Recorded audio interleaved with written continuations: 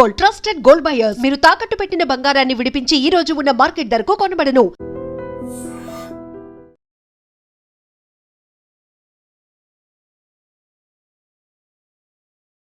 Hi hello నమస్తే, welcome back to our channel. నేను మీ వైషు.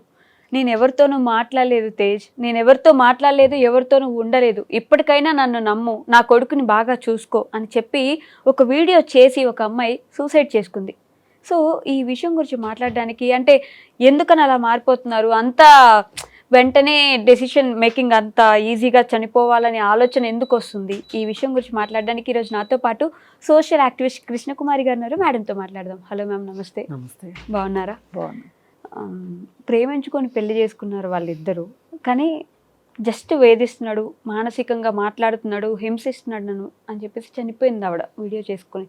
చిన్న బాబు ఉన్నాడు. అదే అంత్యక్రియలు జరుగుతున్నప్పుడు కూడా కుండ పగిలిపోయిందమ్మా, వెళ్ళిపోదాం అని అంటే ఆ అబ్బాయి అందరి కళ్ళలో నీళ్ళు వచ్చాయి. ఇప్పుడు ఆ బాబు పరిస్థితి ఏంటి, అసలు ఈ సిచ్యువేషన్ ఎలా చూడాలి మ్యామ్? ఎవరు ఆ బాబు అన్నాడా? వాళ్ళ కొడుకు, చిన్న బాబు, 4 ఏళ్ళ బాబు. చాలా బాధాకరం అండి, చాలా విషాదం ఇట్లాంటి విషయాలు. అయితే అతను ఎందుకు అంత ఇన్సెక్యూరిటీకి ఫీల్ అయ్యాడు?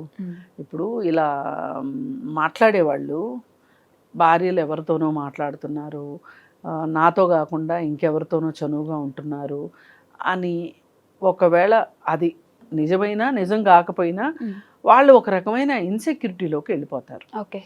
ఇన్సెక్యూరిటీలోకి వెళ్ళిన తర్వాత అది ఇన్సెక్యూరిటీ ఎట్లాంటిది అంటే, ఇంకా మనం నీళ్లు పారబోసామనుకోండి, ఇంకా అది పల్లం వైపు నీరు ఎలా వెళ్తుందో మనసు కూడా అంతే, దానివైపే వెళ్తుంది. కరెక్ట్. ఆగి ఆలోచించటం అనేది ఉండదు. ఒక ఆలోచన స్టార్ట్ అయ్యింది అంటే మంచికి లేని శక్తి చెడుకి అదే. అందుకే చెడు వినవద్దు, చెడు చూడొద్దు, చెడు మాట్లాడొద్దు అనేది ఇందుకే. మంచికి ఇంత అట్రాక్ట్ కారు మనుషులు, అట్రాక్ట్ కారు, చెడుకే ఎక్కువ అట్రాక్ట్ అవుతారు. ఎందుకంటే దాని వైపుకే వెళ్ళిపోతుంది మనసు. ఇప్పుడు అతనికి ఒక ఫీలింగ్ వచ్చింది, నా భార్య నాతో కాకుండా ఇంకెవరితోనో మాట్లాడుతుంది అని. ఇంకా అతను అది అవునా కాదా, నిజమా ఏంటి అని ఆలోచించకుండా పదే పదే అదే విషయం ఆమెతో ప్రస్తావించినట్లున్నాడు. ఆమె చెప్పగలిగినంత చెప్పినట్లుంది. అయితే అతను వినలేదు, అందుకే ఆమె అతన్ని నమ్మించడానికే ఆత్మహత్య చేసుకుంది అనేది ఇప్పుడు ఈ మొత్తం దీంట్లో సారాంశం. అయితే ఇప్పుడు తరువాత భర్త ఎంత బాధపడ్డాడు, ఆ బాబు ఎంత బాధపడుతున్నాడు అనేది ఆమె చూసే అవకాశం లేదుగా. ఆమె చూసే అవకాశం లేదు. ఇప్పుడు ఆత్మహత్య చేసుకునే వాళ్ళు వెనక మానసిక ఉద్దేశం కూడా ఇదే. ఇంకా వాళ్ళని ఎవరు ప్రశ్నించరు కదా, వాళ్ళు ఎవరికి సమాధానం చెప్పాల్సిన అవసరం లేదు కదా, ఉన్నోళ్ళేగా చెప్పాలి సమాధానం. ఉన్నోళ్ళ మీద, బతికున్న వాళ్ళ మీద ఒక రకంగా ఇది రివెంజ్ తీర్చుకోవడం, ఒక కక్ష తీర్చుకోవడం. నేను బతికుండి కక్ష తీర్చుకోలేకపోతున్నాను, సమాధానం చెప్పలేకపోతున్నాను, అతన్ని నమ్మించలేకపోతున్నాను, కానీ నేను చచ్చి ఏం సాధిస్తారు అంటారు, చచ్చి సాధించేది ఇదే. ఓకే. కాకపోతే దానివల్ల వాళ్ళకేం ఉపయోగం? అసలు చూడడానికి వాళ్ళు ఉండరు కదా. అదే నేను అనేది, వాళ్ళు చూడడానికి వాళ్ళు ఉండరు కాబట్టి వాళ్ళకేంటి లాభం? కానీ వాళ్ళు ఏంటి అంటే, ఉండి సమాధానం చెప్పలేనప్పుడు, ఈ ప్రపంచాన్ని ఒప్పించలేనప్పుడు, ఈ ప్రపంచాన్ని మెప్పించలేనప్పుడు వాళ్ళ చావుతోటి ఒక డైలాగ్ వదిలేసి వెళ్ళిపోతారు వాళ్ళు. ఇప్పుడు వాళ్ళు మంచి వాళ్ళను, వాళ్ళు చెడ్డవాళ్ళను, లేకపోతే వాళ్ళతోటి నాకు కుదరట్లేదనో, వాళ్ళ వల్లే నా జీవితం ఇలా అయిపోయిందనో ఏదో ఒక నెరేషన్ ఇచ్చేసి చచ్చిపోతారు వాళ్ళు. ఈ నెరేషన్ ఏంటి అంటే, ఇంకా ఇతను చచ్చినట్టు బాధపడుతూ ఉన్నవాళ్ళు సమాధానం చెప్పవలసిందే. ఆ మధ్యకాలంలో ఒక భర్త ఆత్మహత్య చేసుకుని చనిపోయాడు. ఇప్పుడు ఆ బతికున్న భార్య సమాధానం చెప్పి తీరవలసిందే. అదే మరి ఒక భర్త దగ్గరికి వచ్చేసరికి ఒక భార్య చెప్పిన దానికన్నా భర్త చనిపోయిన తర్వాత ఒక భర్త అంతగా చెప్పాల్సిన అవసరం ఉండదు. ఎందుకంటే వాళ్ళు మూవ్ ఆన్ అయిపోతారు. ఒకటి, సమాజం కూడా వాళ్ళ దగ్గర నుంచి ఎక్కువ ఎక్స్పెక్ట్ చేయదు. ఎందుకంటే ఇది అలవాటు అయిపోయిన వ్యవహారం.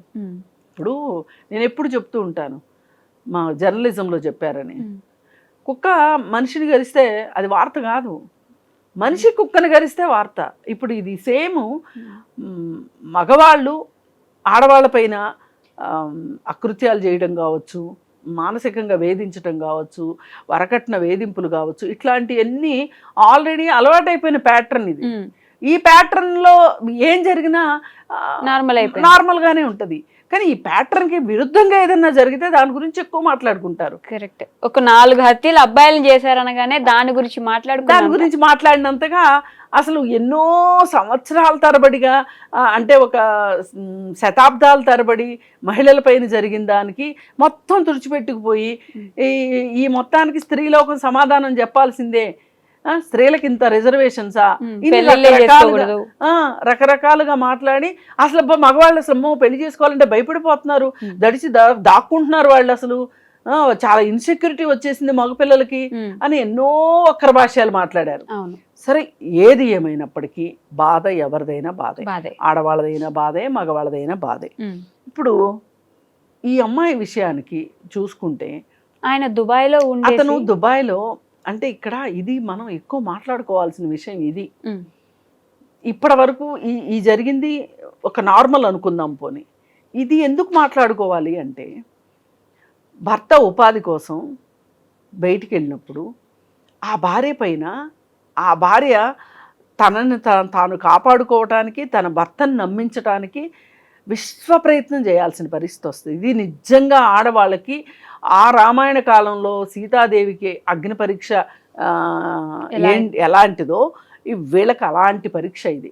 ఇది నిజంగా ప్రతి క్షణము ఇప్పుడు ఈమె అడగగలుగుతుందా, నువ్వు ఒక్కడవే ఉంటున్నావు కదా, నువ్వేం చేస్తున్నావు అని భార్య అడగగలుగుతుందా? అడగలేదు. కానీ భర్త మటుకు భార్యను అడుగుతాడు. ఈ అడిగేదానికి ఈ చుట్టూ ప్రపంచం కూడా వత్తాసు పలుకుతుంది. భర్త లేడు కాబట్టి ఈమె చేసి ఉండొచ్చు, మాట్లాడి ఉండొచ్చు అని ఎలా ఒప్పించగలదు? లేదు, నేనేం చెయ్యట్లేదు. అసలు ఆ భర్తకు అనుమానమే రాకూడదు. అసలు నీకు అంతగా భార్య పైన అనుమానం ఉంటే నిన్ను ఎవరు వెళ్ళమన్నారు దుబాయ్కి? ఇక్కడే ఉండి ఇద్దరు చెరకు ఉద్యోగం చేసుకుని బతకొచ్చు కదా. కానీ అనుమానము అనే ఒక జబ్బు అతని మనసులో ఉన్న తర్వాత ఎక్కడున్నా అది పనిచేస్తుంది. ఇండియాలో ఉన్నా పనిచేస్తుంది, దుబాయ్లో ఉన్నా పనిచేస్తుంది, అమెరికాలో ఉన్నా పనిచేస్తుంది. ఇప్పుడేంటి, ఆమె మానసిక స్థితి సరిగా ఉండదు అనే ఒక మాట వేసేసాడు అతను, అంటే తను తప్పించుకోవటానికి. నిజంగా కూడా కొన్ని సందర్భాల్లో మహిళలు వాళ్ళని వాళ్ళు విక్టిమ్ ప్లేస్లో పెట్టుకుంటారు. సెల్ఫ్ విక్టిమైజేషన్ అంటారు దీన్ని. అంటే తాము బాధితులమి అని వాళ్ళు అనుకుంటారు. నిజంగా బాధితులైనా కాకపోయినా మనం అక్కడక్కడ చూస్తూ ఉంటాం ఇట్లాంటి వాళ్ళని. వీళ్ళు ఎందుకు ఇలా తయారవుతారు అంటే మళ్ళీ పరిస్థితి మొదలకే వచ్చింది. ఏంటి, పెళ్లి తర్వాత భార్యాభర్త కలిసి ఉండాలనుకుంటారు. దురదృష్టవశాత్తు అతనికి దుబాయ్లో ఉద్యోగం అయ్యేసరికి ఆమె భర్తను మిస్ అవుతున్న ఫీలింగ్ ఉంది. ఆ భర్తను మిస్ అవుతున్న ఫీలింగు మేబీ తనని తాను విక్టిమ్గా ఫీల్ అయిందేమో, తాను ఒక బాధితురాలుగా ఫీల్ అయింది తను. మరొక కొడుకు పరిస్థితి ఏంటి? కొడుకున్నాడు. అదే అంత లాజిక్కే పనిచేస్తే ఇదంతా ఎందుకు ఉంటుంది? అసలు నేను భర్తను నమ్మించాల్సిన అవసరం ఏంటి? నువ్వు నమ్మితే నమ్ము, లేకపోతే లేదు అనేది లాజిక్కే ఉన్న అమ్మాయి అయ్యి ఉంటే, ఆ అమ్మాయికి ఏమన్నా ధైర్యం ఉన్న అమ్మాయి అయితే గనక ఈ పని చేసి ఉండేది. నన్ను ప్రేమించటం, పెద్దలు కుదిర్చి పెళ్లి చేయడము, ఈ రెండింటికి నాకు పెద్ద తేడా కనిపించదు. అంటే కొంచెం నమ్మకం ఉంటుంది కదా, నువ్వే ప్రేమించిన వ్యక్తి. అసలు ఆ నమ్మకాలే ఉంటే లవ్ మ్యారేజెస్ అన్నీ సక్సెస్ కావాలి. అవ్వట్లేదు అంటే అర్థం ఏంటి? అది కూడా నార్మల్. ఇప్పుడు ఇద్దరు నార్మల్, కాకపోతే అక్కడ పెళ్లి చూపుల్లో మాత్రమే చూసి పెళ్లి చేసుకుంటారు, ఇక్కడ కొంచెం ఎక్కువ సార్లు చూసుకుని పెళ్లి చేసుకుంటారు, అంతే డిఫరెన్స్ తప్పితే ఈ ప్రేమ వివాహాలకి ఇదేదో పెద్ద సంవత్సరాల తరబడి ఏమంటారు నిరీక్షించి చేసుకున్న పెళ్ళి అయితే కాదు. ఎందరినో ఎదిరించి పెళ్లి చేసుకున్న పెళ్ళి అయినా అలాగే ఉంటున్నారు. ఎదిరించి పోరాడటానికి చేసినంత కాలం కూడా కలిసి ఉండట్లేదు. అందుకని ఏది ఏమైనప్పటికీ ఈ ఈ శ్రావ్య విషయంలో జరిగింది. ఒకవేళ ఆమెకు మానసికంగా సరిగా లేదే అనుకోండి, నువ్వు భర్తవి మానసికంగా బాగలేని భార్యని ఇక్కడ వదిలేసి సంపాదన కోసం ఎవరు వెళ్ళమన్నారు? నువ్వు ఇక్కడే ఉండి ఆమెకి ఒక ధైర్యాన్ని, ఒక మద్దతుని తెలియజేసి ఉన్నట్లయితే గనక ఆమె మానసికంగా బాగుండేదేమో కదా. ఇప్పుడు ఆ కొడుకు ఇద్దరు తల్లిదండ్రులు ఉండేవాళ్ళు కదా. ఇద్దరు ఉండేవాళ్ళు కదా. నువ్వు ఏ కొడుకు కోసమో, ఏ భార్య కోసమో, ఏ కుటుంబం కోసమో నువ్వు డబ్బులు సంపాదించడానికి వెళ్ళి ఇవాళ నువ్వు భార్యను పోగొట్టుకున్న వాడు అయ్యావు, నలుగురు ముందు నువ్వు అనుమాన భర్తగా ముద్రయించుకున్నావు. దాని బదులు అసలు ఇక్కడే ఉండుంటే అయిపోయి ఉండేది. ఈమెకి కూడా ఎంతో కొంత తనను తాను అసలు మేమిద్దరం కలిసి ఉండాల్సింది, నా బిడ్డ ముద్దు ముచ్చట నేను నా భర్త ఇద్దరం కలిసి చూసుకునేవాళ్ళని, ఈ డబ్బుల కోసం అంత దూరం వెళ్ళాల్సి వచ్చింది, వెదవ డబ్బు, ఇలా రకరకాల ఆలోచనలు వస్తాయి. పైగా ఆత్మహత్య కూడా ఒక్క రోజుతో ఒక్క క్షణంలో చేసుకునేది కాదు, అది ఒక ప్రయాణం. అది మాత్రం నిజం. అది ఒక ప్రయాణం. కొన్ని రోజులు దానిలో వాళ్ళు అవునా కాదా, చేసుకుందామా వద్దా, అసలు చేసుకోవడం కరెక్టా కాదా, ఎలా చేసుకోవాలి ఇవన్నీ ఆలోచిస్తూ గడుపుతారు. ఆ గడిపే ప్రాసెస్లో వద్దనుకుని డెసిషన్ తీసుకునే వాళ్ళు ఉంటారు, లేదు ఫాస్ట్గా డెసిషన్ తీసేసుకునే వాళ్ళు ఉంటారు. అందుకని ఏది ఏమైనప్పటికీ కూడా నేను ఆడవాళ్ళకైనా మగవాళ్ళకైనా చెప్పదలుచుకునేది ఒకటే, ఏంటి అంటే మీరు భార్యాభర్తలుగా మిగిలిపోలేదు, తల్లిదండ్రులు అయ్యారు. తల్లిదండ్రులు అయిన తర్వాత మీ పైన ఇంకా బాధ్యత ఎక్కువ ఉంది. ప్రేమికులకి బాధ్యత ఉన్నట్లే, భార్యాభర్తలకు బాధ్యత ఉన్నట్లే తల్లిదండ్రులకి ఇంకా ఎక్కువ బాధ్యత ఉంది. ఆ తల్లిదండ్రులు అనే ఒక బాధ్యత ఉంది చూసారా, దానిని నిలబెట్టుకోవాల్సిన బాధ్యత ఇద్దరి మీద ఉంది. ఇప్పుడు ఆమె తన బాధ్యత నుంచి తను విముక్తి పొంది వెళ్ళిపోయింది. ఇప్పుడు ఆ భర్త మీద ఆ బాధ్యత ఉంది. కానీ అతను ఈ బాబుని సరిగా చూసుకుంటాడని గ్యారంటీ ఏంటి? అతనికి చూసుకోవాలని ఉన్నా చూసుకోగలిగే పరిస్థితులు ఉండాలి కదా. అతను మళ్ళీ ఉద్యోగానికి వెళ్ళాలి. ఆ ఉద్యోగంలో మరి చాలా చిన్న వయసు కాబట్టి మళ్ళీ పెళ్లి చేసుకున్నాడు అనుకోండి, బాబు పరిస్థితి ఏంటి? ఇతను ఆ అమ్మమ్మ తాతయ్యల వీళ్ళ దగ్గర బతకాల్సిన పరిస్థితి. ఏది ఏమైనప్పటికీ కూడా ఇది చాలా బాధాకరమైన విషయం. ఆ పిల్లోడి ప్లేస్లోకి మనం వెళ్ళి చూస్తే ఇంకా విషాదకరంగా ఉంది. అతను ఏముందండి, 4 రోజులు ఏడుస్తాడు, 5వ రోజు చక్కగా పెళ్ళికి రెడీ అయిపోతాడు.